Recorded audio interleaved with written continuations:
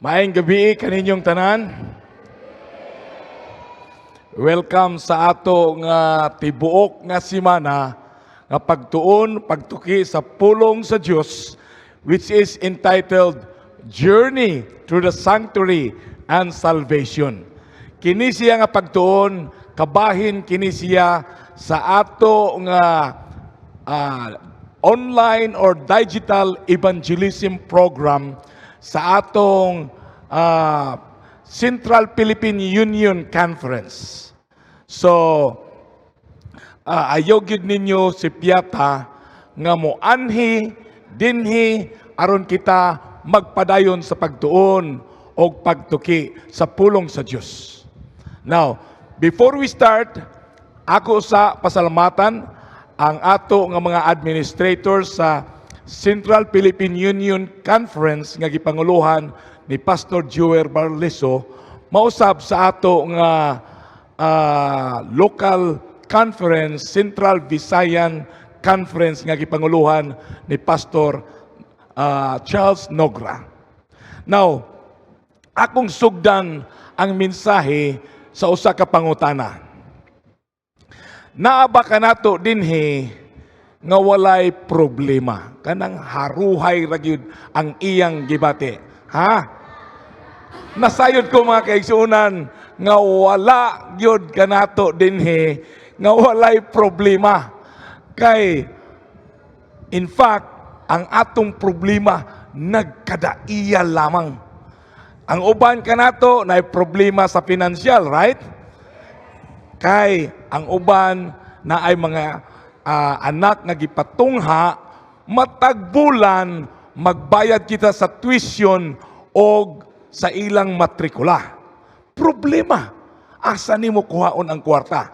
Ikaduha, kung nakay balay, kung wala pa nimo kana siya natapos pagbayad, ang mortgage imong pagabayaran. O kung nagpliti ka lang, ang renta pagabayaran. Problema. Ang uban na ay mga credit cards, every month, kinahanglan gayud bayaran. Dili pwede nga dili nimo bayaran ang imong utang. So problema mga kaigsunan. Ang uban kanato na problema sa relasyon, bana ug asawa, dili malikayan na ay panagbingkil. So na ay pakiglalis. Problema, bugat sa kasing-kasing. Usahay relasyon sa ginikanan ngadto sa anak. Problema gihapon. Usahay atong silingan. Dili lang nato mapahulam sa balde, magluod na dayon. Dili na ta tingugan. So problema mga kaigsunan. Ang uban kanato na ay problema sa panglawas. Ako na ko'y problema usahay sa tuhod kong dili kong magbantay sa akong pagkaon. Magsakit ang akong tiil kung maglakaw ko. Problema kayo mga kaigsunan. Ang comfortable kayo akong gibati.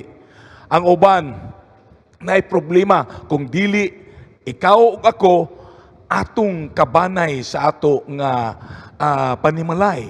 Atong mahal sa buhay mga kaigsunan na ay seryoso nga sakit.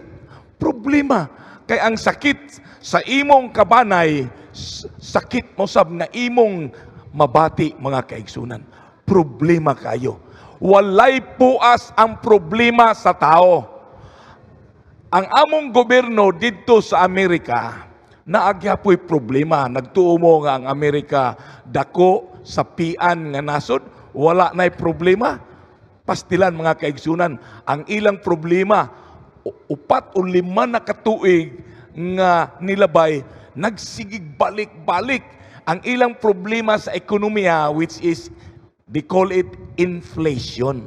Kaning inflation, kini siya ang economic nga event or situation nga magsaka ang presyo sa panaliton o mag-ubos ang value sa kwarta. Problema kay kanhing imong 1,000, murag 1 ka bukag ang imong mapalit kaniadto kung mamerkado ka. Karon tunga na lang taon sa bukag ang imong mapalit nga mga gikinahanglanon sa balay. Problema mga kaigsuonan. O ang kalibutan, naay problema. Unsay problema sa kalibutan? Naggubat ang Russia o ang Ukraine. Tulo na katuig milabay. Walay puas ang ilang pag-atake sa usag-usa.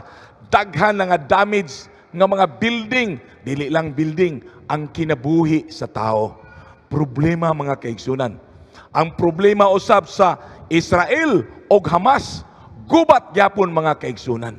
Problema kana kay ngano? Ang mga inosente nga way labot maangin. Problema kayo mga kaigsunan. Dinhi sa ato nga dapit, sa nasod sa Pilipinas, karong simanaha, bugat ang akong kasing-kasing kay naay kagubot ang nahitabo. Ang uban kanato nagsigig tiyabaw, inhustisya ang nahitabo. Ang uban po naingon, maora pod kanang iyang gipugas, iyang giani. Sa bisang asa man kita nga koral sa political affiliation mga kaigsunan, walay midaog kanato kay ngano atong naangkon ang kagubot na ay slippery political situation sa ato nga nasod. Mga kaigsunan, problema kanang atong giatubang. Pero suginlan ko kamo, kinsay nagtuo dinhi, naabay problema ang Ginoo? Murag tricky ang akong pangutana. Kinsa man magtuo nga naay problema ang Ginoo, pataas ko na be? Uy, murag wa gyud nagtuo nga walay problema ang Ginoo. Naay nagtuo nga problema ang Ginoo. Pero ang majority nagtuo nga wa gyud problema ang Ginoo. Suginlan ko kamo mga kaigsunan, naay dako kaayo nga problema ang Ginoo nga iyang giatubang. Ang problema sa Ginoo mao ang problema nga sala. Sala mga kaigsunan. Sa diha nga nakasala ang atong unang ginikanan, ang tao nahilayo sa presensya sa Dios. Mga kaigsunan, man was drifted away because of sin. Kay wala gyud makaarang sa presensya sa Dios. Kita makasasala, mamatay kita. Busa nahilayo ang tao. Sa Roma 6:23, for the wages of sin is death, mga kaigsunan. Pero naay solusyon ang Ginoo sa problema. Unsa man ang iyang solusyon? Tungod sa gugma mga kaigsunan sa Dios alang sa katawhan, John 3:16. For God so loved the world that He gave His only begotten Son, that whosoever believeth on Him shall not perish but have everlasting life. Ang iyang anak mao ang solusyon sa problema sa sala mga kaigsunan. O kini iyang gi-illustrate kanato pinaagi sa pagpatukod sa sanktuaryo mga kaigsunan. Kay ang pagkahimugso sa anak, sa iyang kinabuhi, sa iyang kamatayon, o sa iyang pagkabanhaw mga kaigsunan, kanang tanan nagatudlo kana, mao kana ang katumanan sa tanan furniture, gamit o tanan nga mga suok sa ato nga sanktuaryo nga mga pagatun-an sa tibok simana mga kaigsunan. Pero karong gabi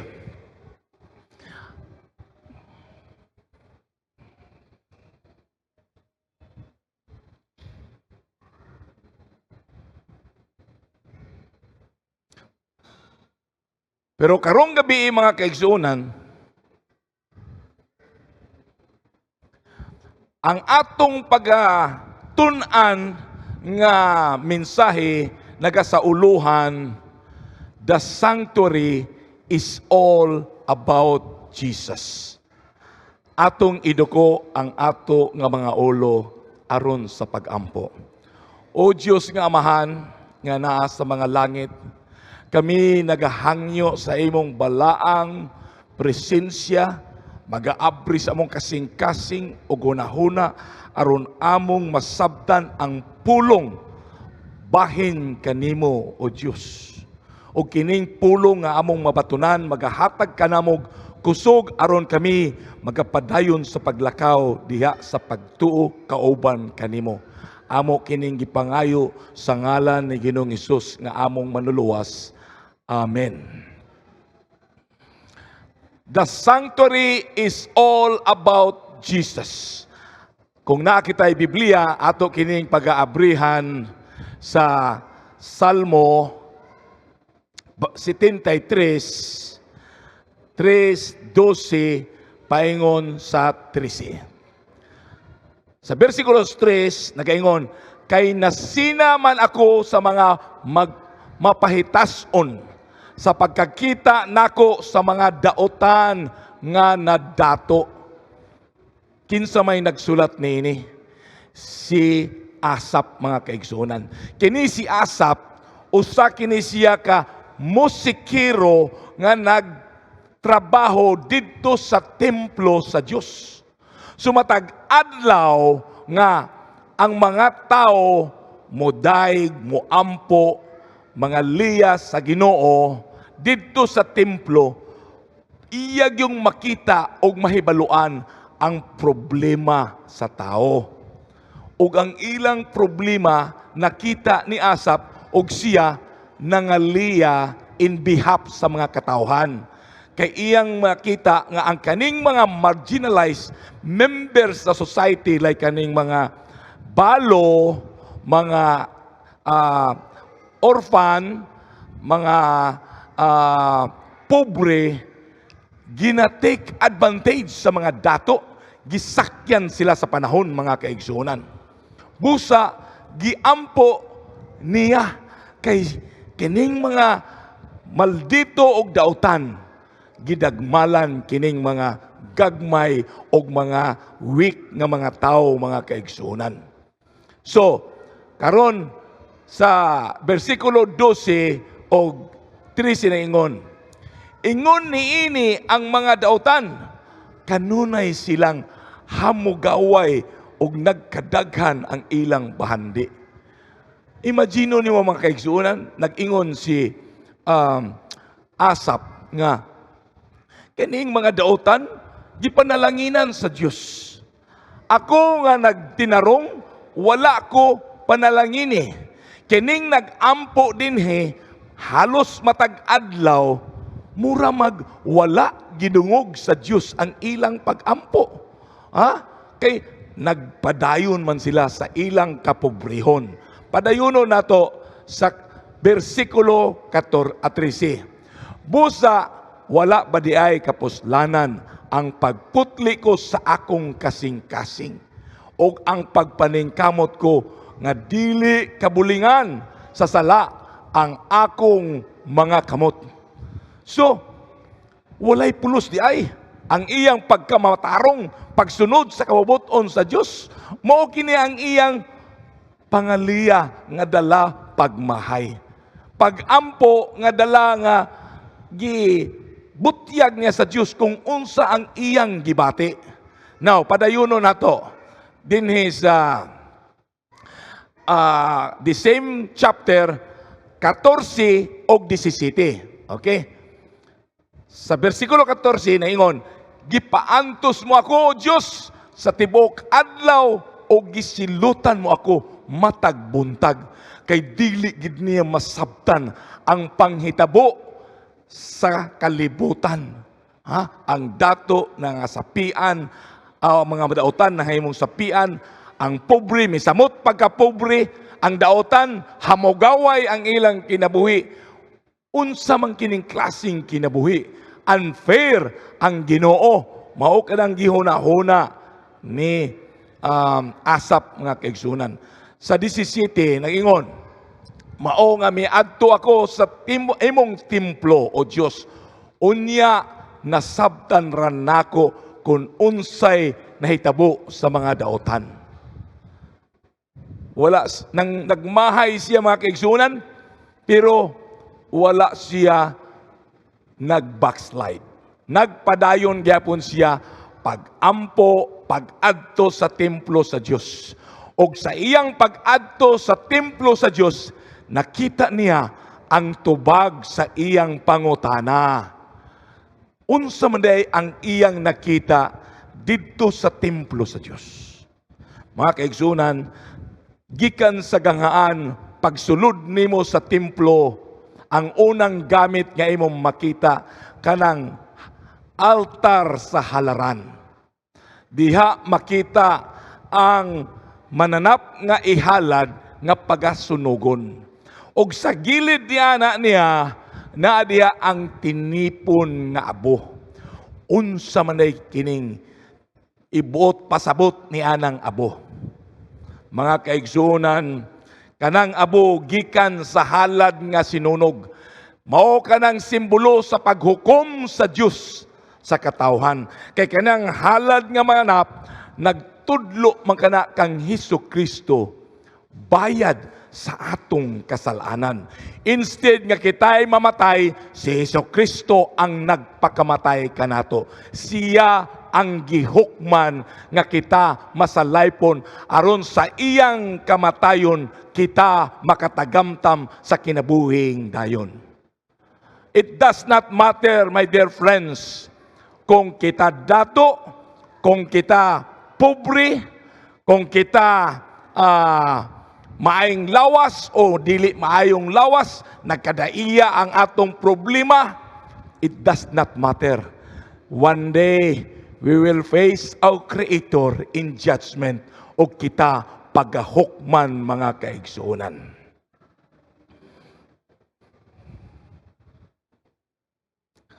Unsa man day kining sanktuaryo. Akong gitan-aw sa Wikipedia mga kaigsunan, the sanctuary is a place of safety. It's a place of refuge. Ang but pasabot niya na, kana bitawng gambalay nga mubati ka og kalinaw susama sa imong panimalay. Bisag unsa ka simple sa atong panimalay, kung ang atong panimalay mo'y atong gipuy-an, linaw ang atong hunahuna. Wala kay ikaulaw, wala kay ikakinto sa imong paglakaw. Kay imo mang panimalay. Mao kana ang gitawag nga place of safety. Place of peace. Pero unsay giingon sa Biblia? Atong abrihan sa Exodus 25:8 o 40. Okay? And let them make me a sanctuary that I may dwell among them. Kinsang pulong kini mga kaigsunan? Pulong sa Dios. Nag-ingon siya, og pahimoa sila og sanktuaryo aron ako makigkauban kanila. Mao kanang mando sa Dios ngadto kang Moses. Og ang bersikulo 40 importante kayo. Siguraduha Moses nga kanang sanktuaryo nga imong pagatukoron susama kana sa imong nakita dinhi sa bukid, kay nakighinabi man ang Ginoo ngadto kang Moses sa Mount Sinai. So ingon siya, siguraduha gyud. That means mga kaigsunan, naa di ay tinuod nga sanktuaryo. Asa dapit? Giabrihan sa Dios ang kalangitan aron makita ni Moses ang sanktuaryo nga tua sa langit nga gihimo sa mga kamot sa Dios og dili sa mga kamot sa tao. My dear friends, og kining sanktuaryo nga gihimo ni Moses, kung imog yung susihon kung giunsa kini tukod, makita ka na nimo sa Exodus 36 paingon sa 40. Unya sa diha nga nahuman pagpatukod ni Moses, iya kining gidedikar og sa bersikulo 34 sa kapitulo 40 sa libro sa Exodus nagkanayon mga kaigsunan. Then ang panganod ni taklob ni adtong sanktuaryo.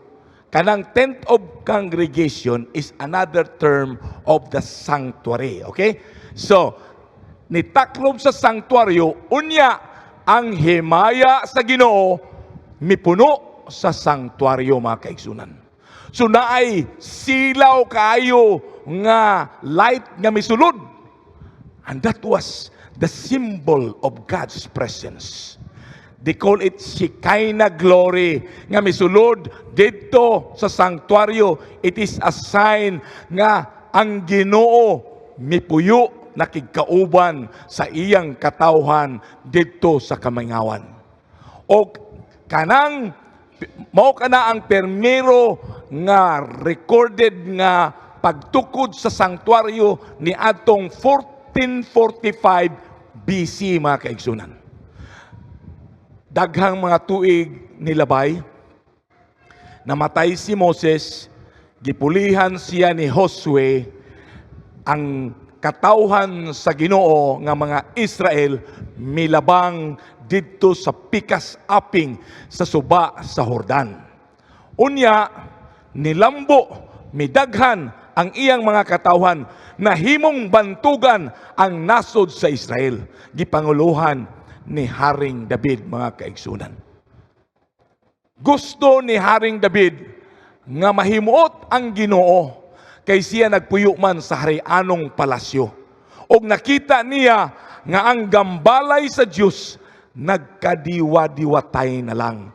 Kay ang disenyo nga gipahimos sa Dios ngadto kang Moses was done on a portable basis. Kana bitawng kuan lang luna, tent lang, murag kuan lang siya kanang tila ang gihimo ni ana. Dili susama ning ato nga templo or sanctuary or church nga made of concrete, permanent. Sa ila, luna lamang, mga kaigsunan. Busa, nagkadiwa-diwatay na. Unya,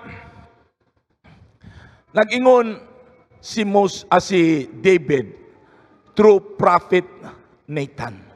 Sultii ang Ginoo kung pwede ba ko maghimo sa templo. Pero sa diha nga nakighinabi ang Ginoo kang Nathan, nag-ingon ang Ginoo, dili ka pwede, David, kay ngano man. Ang imong kamot puno kana siya sa mansa sa dugo. Because my house is a house of peace and prayer.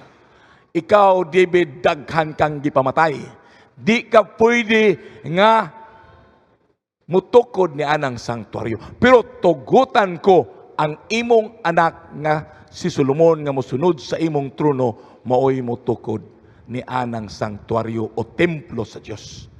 To make the story short, nahimo ang templo sa Dios nga gitawag Solomon's Temple. Mao kini siyang ikaduhang mention nga ang templo sa Dios ni Baruch ni anang 960 BC, mga kaigsunan. Atong mabasa ang narrative ni anang templo nga gihimo ni Solomon sa 2 Chronicles 7, mga kaigsunan. Unya, sa diha nga gidedikar ni Solomon ang templo, iyang giampuan kini o gitubag sa Ginoo pinaagi sa pagpahulog ni anang kalayo gikan sa langit aron lamuyon katong halad nga mananap nga ilang gibutang didto sa altar sa halad.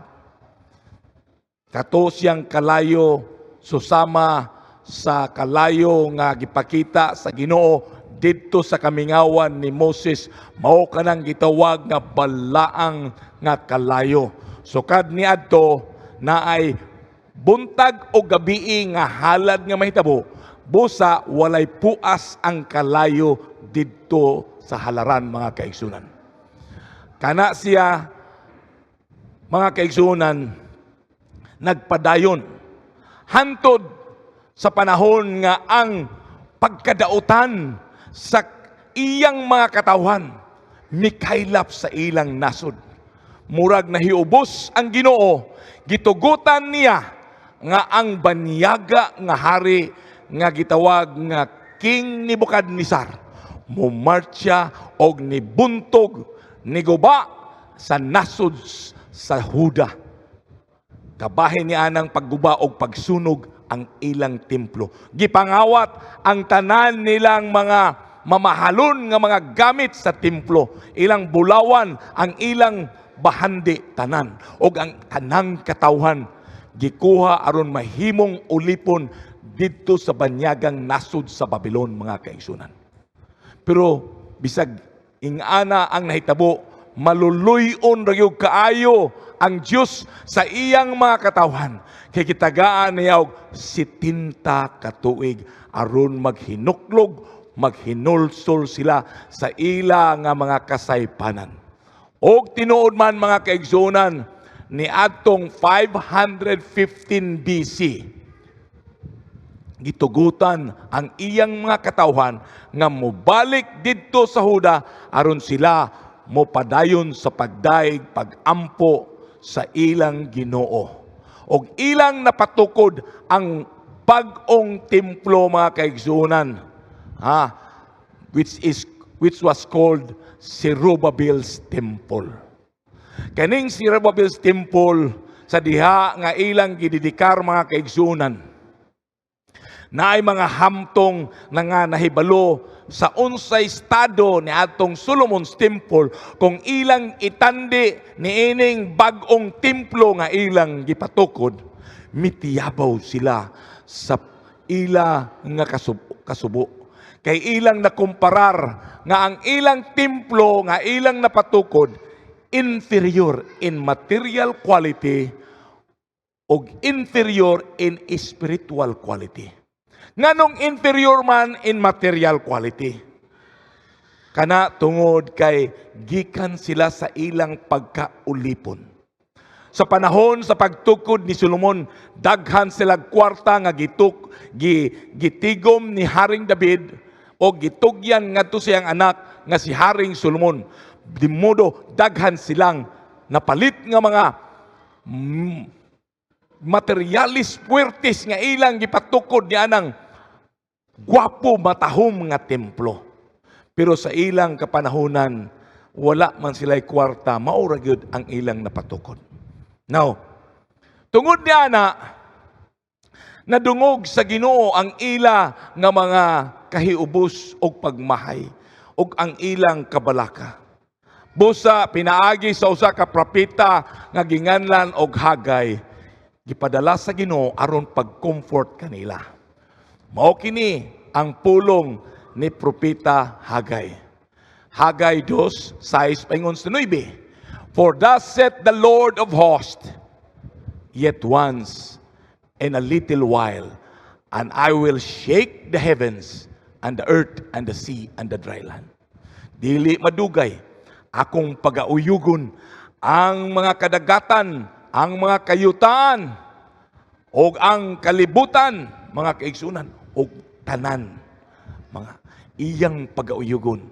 O I will shake, o uyugon pagid niya ang mga nasod, kay ang tinguha sa tanang kanasuran, muabot, mga kaigsunan, o kini siya mupuno sa iya nga gambalay nga mao ang templo sa himaya, mga kaigsunan.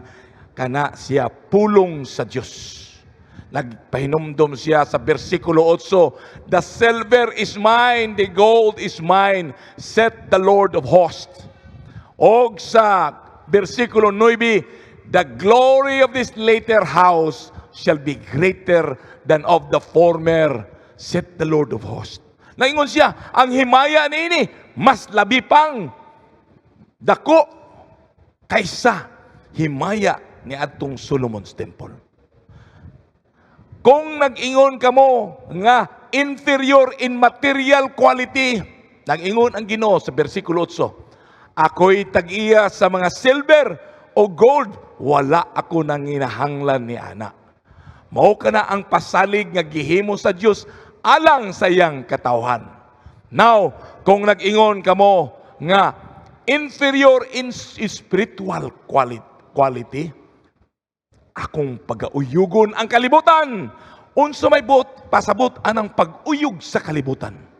Atong hinumduman mga kaigsunan sa kapanahonan ni Moses nga iyang gidala ang iyang mga katawhan didto sa kamingawan sa tiilan sa Mount Sinai. Nakighinabi ang Diyos sa iyang mga katawhan.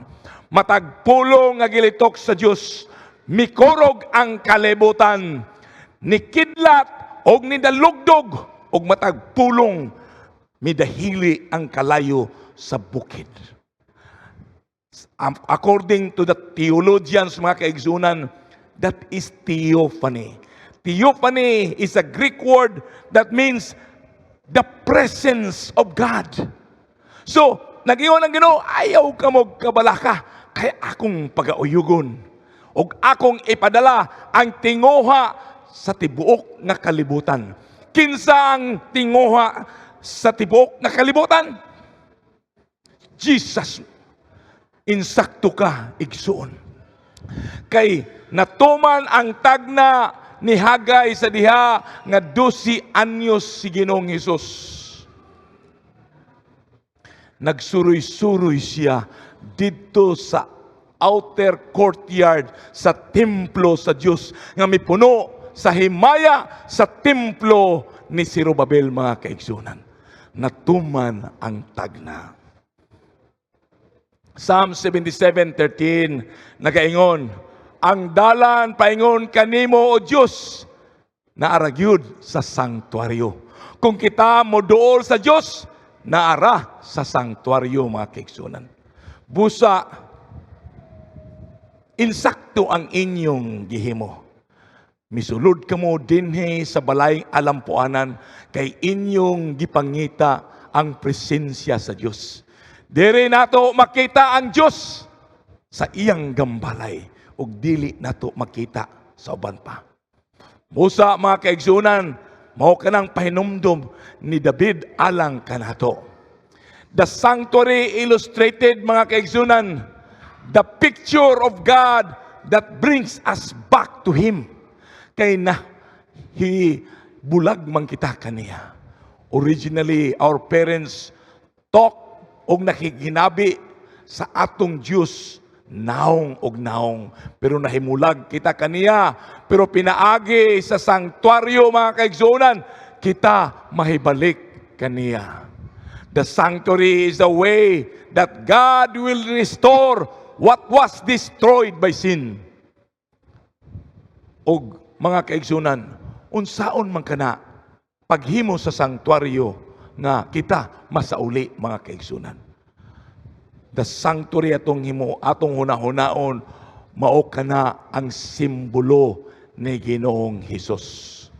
As we will study deeper, mga kaigsunan, sa tibok simana, atong mahibaluan nga ang tanang bahin, party, gamit, og tanan nga mga entities diha sa sanktuaryo nagatudlo o nagarepresentar ka na ngadto kang Hesukristo sa iyang ministry ug sa tanan niyang ginahimo, mga kaigsuonan. Mao kini ang diagram sa sanktuaryo. Ang ganghaan nahimutang kana diya sa parte sa sidlakan, east. Pagsulod nimo sa ganghaan, naa diha ang unang bahin. Generally, tulo ka bahin ang sanktuaryo. The outer court, o ang holy place, o the most holy place. Dinhi sa outer court, pagsulod nimo na diya ang altar of offering, na diha ang halaran, diha pagasunugon ang mananap nga halad. Simbolo kana sa Kalbaryo sa cross. Mao kana si Ginoong Hesus nga gilansang sa cross. Now, human niya naa diha ang dako nga bronze nga lababo puno sa tubig. Diha mahitabo ang duha ka mga dagkong panghitabo. Ang una, ang adlaw-adlaw nga panghugas sa mga pari o saserdote sa ilang kamot o sa ilang tiil. O sa dili pa sila mosugod sa ilang ministry as sacerdote or pari, sila pagka ordinahan or consecrated once in a lifetime. Pagaliguan sila, pagabistihan sila, o pagadihugan sila sa lana o dugo. Aron sila mas-set apart to work for God's ministry in the sanctuary.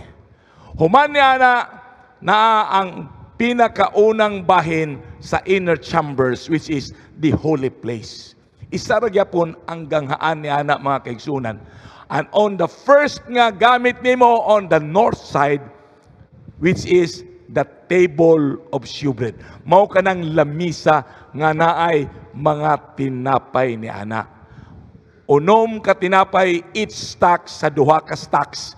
That means 12 bread, which symbolize sa 12 ka mga tribo sa katawhan sa Israel. Now on the opposite side, nadiha ang 7 golden candlesticks. Lampara, the only source of light sa sulod sa balaang dapit. O just before the veil that separates the first chamber, which is the holy place, to the most holy place, mao ang golden altar of incense. Incenso, which symbolize the intercessory work of Jesus Christ, kanang iyang pagpangaliya alang kanato, pagampo, susama siya nga usa ka abogado kanatong tanan ngadto sa Ginoo. It also means the merit of Christ righteousness. Dili kita makaadto sa Dios kung dili pinaagi sa merit of Christ righteousness, ang iyang pagkamatarong. Now, on the innermost chamber, which is the most holy place, diha makita ang Ark of Covenant. Mao kini siyang murag box ang iyang itsura. Pero ang sulod ni ana na ang duha kapapan nga bato, na diha ang tibod nga mana, o naapo diha ang sungkod ni Aaron nga nabuhi. Na diha ang sulod. Tunawon nimo kanang arka sa pakigsaan na ay taklob ni ana, gitawag ka na siya mercy seat. Og sa diha sa iyang ibabaw na ang duha ka mga kirubim, anghel nga nagbantay sa presensya sa Dios. In between that two cherubims, represented kana siya sa presensya sa Ginoo, trono sa Ginoo, ang kanang naadiha sa ilang tunga-tunga mga kaigsunan. So, mao kana ang diagram nga makita nato sa sanctuaryo. Now, nganong importante man kaayo nato tun-an ang sanctuaryo? Tulo ka butang mga kaigsunan para atong masabtan. Ang una niya na mao, ang sanctuaryo reveals o nagpakita ka na sa inkarnasyon ni Ginoong Hesus. Ikaduha, ang sanctuaryo nagapakita, nagapadayag ka na sa plano sa kaluwasan sa katawhan. Ang ikatulo, ang sanctuaryo nagapadayag ka na sa papel nga gapagahimuon ni Ginoong Hesus sa plano sa kaluwasan. Ato kanang sinselyuhon kada isa ni anak mga kaigsunan. The sanctuary nagpadayag sa inkarnasyon ni Ginoong Hesus. Si Ginoong Hesus, Ginoo. Ni anhi sa kalibutan nahimong tao. Pero ang pag-anhi niya sa kalibutan, ordinaryo nga tao. Ordinaryo nga tao. Wala siya ni anhi nga usa ka bata nga natao sa palasyo. Natao lamang siya sa pobreng pasungan. Unsa man kanang pasungan, gambalay sa mga mananap. Busa dili siya madawat sa iyang mga katawhan, mga kaigsunan. He did not come like Adam before the fall. Katong wala pa nakasala si Adam, guwapo taas. Kumplito o perpekto ang iyang panglawas. Si Ginoong Hesus susama ra yun kanimo o kanato. Pero kinsay nagtuo nga si Ginoong Hesus guwapo, mala artista o tisoy nga tao. Kinsa man? Naay nagtuo. Napay nagtuo. Pero ang Biblia mga kaigsuonan nagaingon dinhi sa Isaiah 53:2, wala siya katahom nga kita mahikayat ngadto kaniya. Mga kaigsuonan, ayaw pagkabalakan ni ana kay si Jesucristo. Parehas lagi kayo nato kanang hapit lang nagwapa, hapit lang nagwapo. Ana si Ginoong Hesus, ordinaryo ra gyud kayo nga tao. So that we can identify Him. Susama ra gyud siya kanato mga kaigsunan. Exodus 25:8 nagaingon ang Ginoo kang Moses, pahimuha sila gambalay aron ako makigkauban kanimo. Ang idea ni ana mao ang pagdala sa langit ngadto sa yuta. Busa manggani nga ang arka sa pakigsaad o katong sanktuaryo gitukod didto sa yuta sa kamingawan. Susama sa yuta nga ginatunob-tunoban sa katilingban sa Israel. Mga kaigsunan, walay ingon ani nga naay gwapo nga paved floors o salog. Wala. Yuta ra gyud. Kay ngano? Walay barrier. Hapin ang langit ngadto sa yuta. Behold, the virgin shall be with the child and bear a son, and this shall call Emmanuel, which means ang Ginoo maanaa kanato. John 1:14 nagaingon, and the Word was made flesh and dwelt among us. Ang pulong nahimong tao or unod og nakigkauban kanato. Og atong nasudong ang iyang himaya. Himaya sa bugtong anak sa atong Dios. Puno sa grasya, puno sa kamatuoran mga kaigsunan. Si Ginoong Hesus, tao susama kanimo o kanato mga kaigsunan. Kay nga naman, kung mianhi si Ginoong Hesus, susama sa usa ka Dios, pwede ba? Pwede mga kaigsunan. Pero kung siya makigkauban kanato, susama sa usa ka Dios, kitang tanan mga tunaw sa kamatayon. Kay kita makasasala. O ang Diyos matarong og balaan.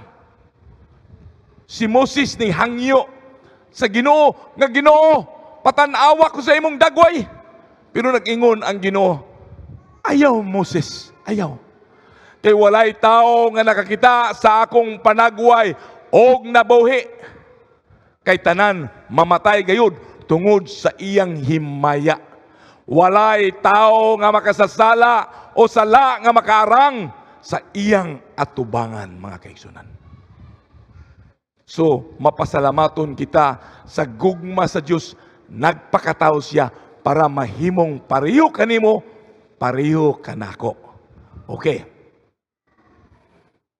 Now, ikaduha, ang sanktuaryo nagpadayag kina sa plano sa kaluwasan. The plan of redemption pinaagi ra gyud kang Ginoong Hesus, di ba? Pinaagi sa anak sa Dios. Now, Jesus is the door. Mao kanang unang bahin nga atong pagatun-an. Katubay taong ganghaan, gikan sa sidlakan. Kung mosulod ka ni anang puwertahan, gikan ka sa sidlakan, sa ilang kapanahunan kaniadto, ang ilang mga silingan nag-ampo gyud sa Dios. Binuhat lamang sa tao o binuhat sa Dios nga mao ang adlaw. Busa kung musulod ka sa sanktuaryo, talikdan nimo ang adlaw ug musulod ka sa Ginoo. So mao ka na, Jesus is the door, mga kaigsunan. Isara ang puwertahan ngadto sa sanktuaryo. Isara gyud, mga kaigsunan, ang puwertahan ngadto sa balaang dapit. O isara pod ang puwertahan ngadto sa pinakabalaang dapit, which means Jesus is the way, the truth, and the life.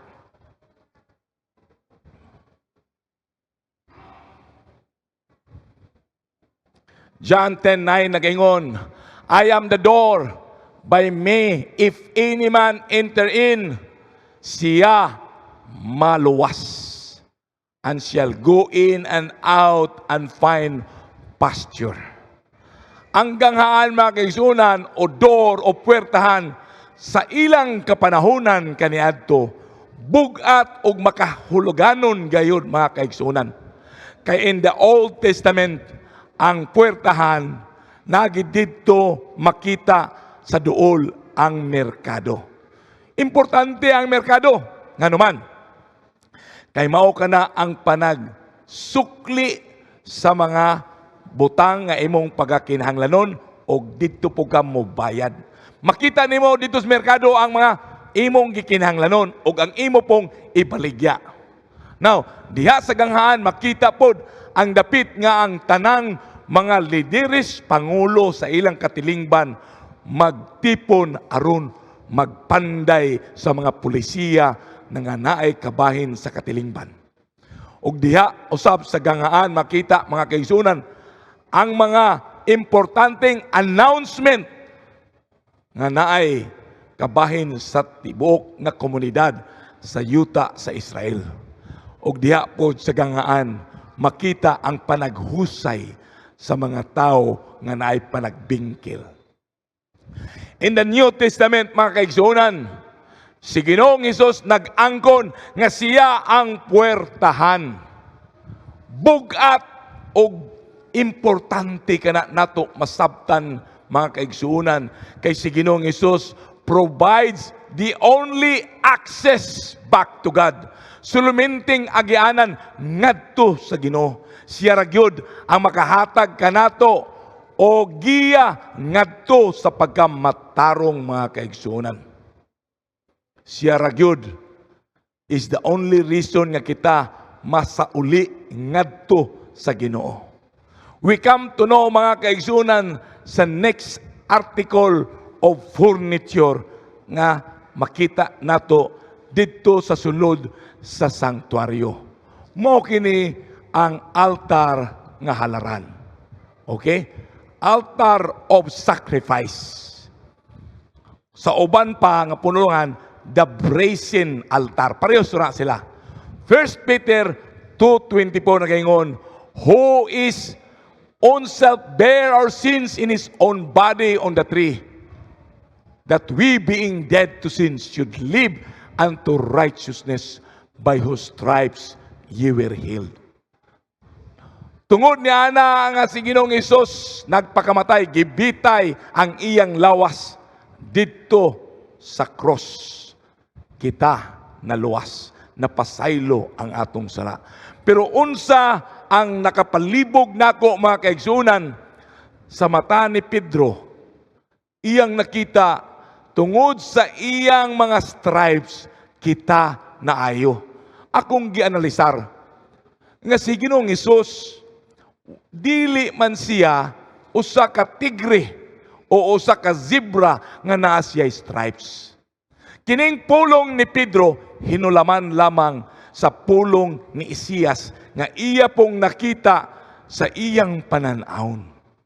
So ginlan ko kamo, mga kaigsunan, nga kanang stripes nahitabo tungod sa pagkastigo sa mga Romanhong sundalo ngadto sa atong manluluwas nga si Jesucristo.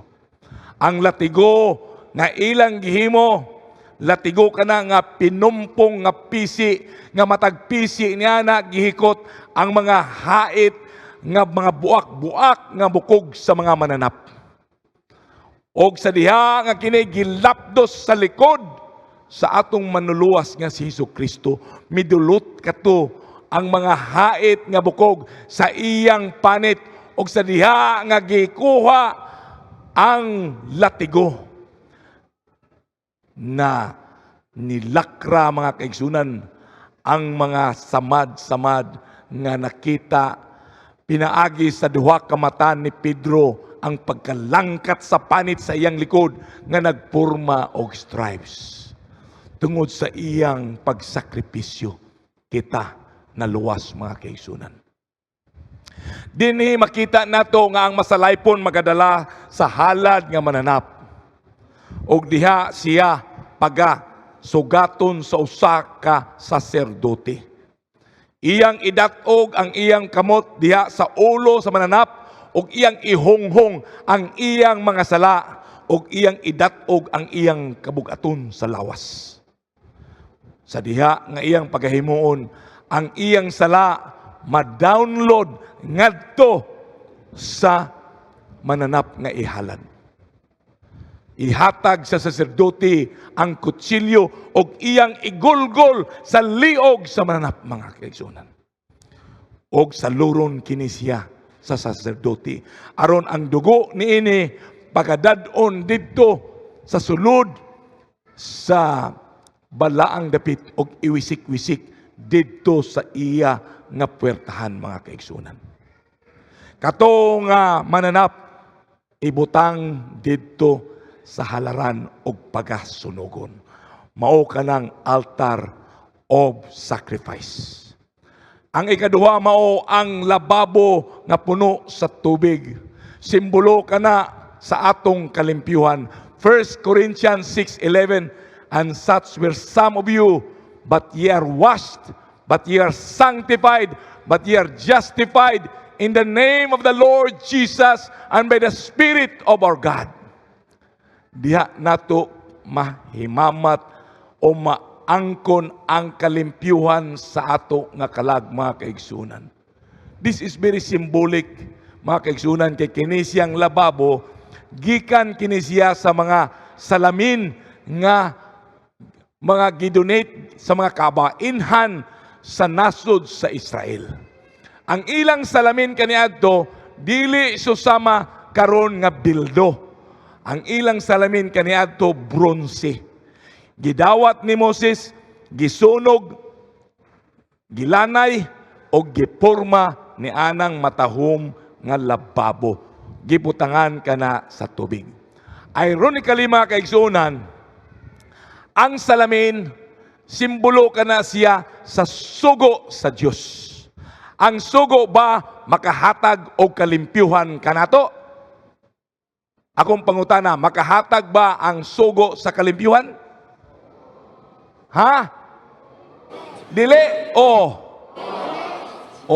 dili. Okay. Bulag ang atong opinyon. Now, ang salamin, mga kaigsunan, mutanaw ka, nakita na nga naimansa ang imong naong. Kuhaon nimong salamin, ikis-kis nimo sa imong dagway para malimpyo. Makalimpyo ba sa imong dagway? Dili. Mao kana ang balaod. Dili makalimpyo ang balaod sa imong sala. Nagkinahanglan kag tubig, ihilamos aron imong maangkon ang kalimpyuhan sa imong panagway. Unsa man kining tubig? Tubig kini siya sa pulong sa Dios, mga kaigsuonan. Mao kana ang atong simbolo sa kalimpyuhan, mao ang lababo, mga kaigsuonan. Now, dinhi sa sulod sa balaang dapit na ang lamesa. They call it the table of the shewbread, mga kaigsuonan. Jesus mao ang tagahatag sa atong adlaw-adlaw nga gikinahanglanon. John 6:48, nag-ingon ang Ginoo, ako ang tinapay sa kinabuhi. Nganong tinapay man ang iyang gihisgutan dinhi? Kay ngano, wala sila kanon dito. Trigo ang ilang gitanom. Busa, ila kining galingon, mahimong harina, o ila kini siyang himuong tinapay. Kung si Ginoong Hesus, usa ka Pilipino, maingon siya, ako ang kanon sa kinabuhi. Susama ra kini siya mga kaigsunan. Nga si Ginoong Hesus, mo'y essential nga butang aron kita mabuhi. Kung dili ka mukaon, dili makadawat ang imong lawas sa mga nutriments, vitamina nga gikinahanglanon sa ato nga panglawas. Magkinahanglan kita og pagkaon, tinapay aron atong madawat ang kahimsugan sa atong nga panglawas. Susama ka na sa atong espiritual nga panglawas. Mag-atong kanon ang mga pulong sa Diyos. Kay ang tinapay simbolo ka na sa pulong sa Diyos, mga kaigsunan. Now, the 7 golden candlesticks. Maura kining tuburan sa kahayag didto sa balaang dapit, mga kaigsunan. Nag-ingon si Jesucristo, ako ang kahayag sa kalibutan. Pero nag-ingon siya sa mga kaigsunan kanato, nga ikaw o ako, kahayag sa kalibutan. Unsa may buot pasabot nini? Mga kaigsunan, susama ra kana sa usa ka sugilanon. Ang bag-ong minyo human sa ilang pagpanihapon ni gawas sa ilang gambalay. Nag-ingon ang banaday pagkaanindot sa kagabion. Hayag kaayo ang bulan. Nabay kahayag ang bulan? Naa. Kay ngano, asag gikan ang kahayag sa bulan? Sa adlaw, gipabanda lamang kana, mga kaigsunan. Ikaw ug ako is just a vessel aron atong ipabanda ang kahayag ni Kristo nga atong nabatunan. Kining pagkaon, tinapay sa kinabuhi, pulong sa Diyos, atong gitun-an adlaw-adlaw sa tanan. Ato kining ikinabuhi. Gipabanda nato ang kahayag ni Kristo. Kung nag-ingon ang pulong sa Diyos, ayaw na pag-inom-inom. Mag-inom-inom ka pa ba? Dili na. Kaya nga no, atong gikinabuhi ang kahayag nga atong nabatunan. Kung ikaw nakatuon nga si Jesucristo gugma, manghasi ka pa ba sa imong pamilya? Dili. Gugma ang imong ipakita. Kay gipabanda nimo ang kahayag nga imong nabatunan. Now, dinhi kita sa altar of incense. Nagaingon si Salmista David 141 verse 2. Let my prayer be set forth before thee as incense, and the lifting of my hands as the evening sacrifice. Ang insenso ay simbolo sa pag-ampo. Kay si Kristo Jesus, usamang pud siya kasaserdote. Siya mangaliya alang kanato, pag-ampo. So kung kita mag-aampo, mga kaigsunan, bisag unsa nato kabuutan, ang atong pag-ampo is not with spotless purity. Dili ka na siya matarong, kay kita masalaypon. Busa manggani kung kita mag-aampo, ato yung mahimong kabahin ang paglitok sa ngalan ni Ginoong Hesus nga among manluluwas. Amen. Kay kung ikaw mag-ampo nga dili kabahin si Jesucristo sa atong pag-ampo, ang atong pag-ampo dili molusot sa kisame. Because it is only through the merit of Jesus Christ nga ang atong pag-ampo moabot sa trono sa grasya sa Diyos. Now, ang ikatulo, nga mo'y katapusang punto ng atong pagkatun-an, mao ang sanctuary reveals the roles of Jesus Christ. duha ka mga entities nga atong makita. Ang mananap nga karnero ug ang saserdote. Mao kanang importante nga entities nga naay papel sa ato nga kaluwasan, mga kaigsunan. Walay serbisyo sa sanktuaryo kung walay mananap o kordero, baka o kanding nga mao himuon nga halad. Walay mahimo ni ana. Busa nagkinahanglan og karnero. Si Ginoong Hesus mao ang kordero sa Dios nga makakuha sa kasalanan sa tibok nga kalibutan. Mao kining pulong nga gikaingon ni Juan Bautista sa diha nga miduol si Jesucristo kaniya aron magpabautismo.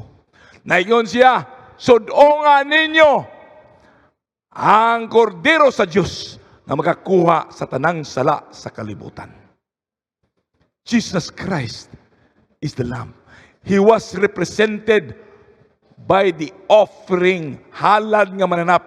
Kay kanang halad nga mananap, maoy mo angkon, mo pasan sa sala sa mga katawhan kaniadto nga wala pa si Hesukristo kay nagtudlo kana kang Hesukristo.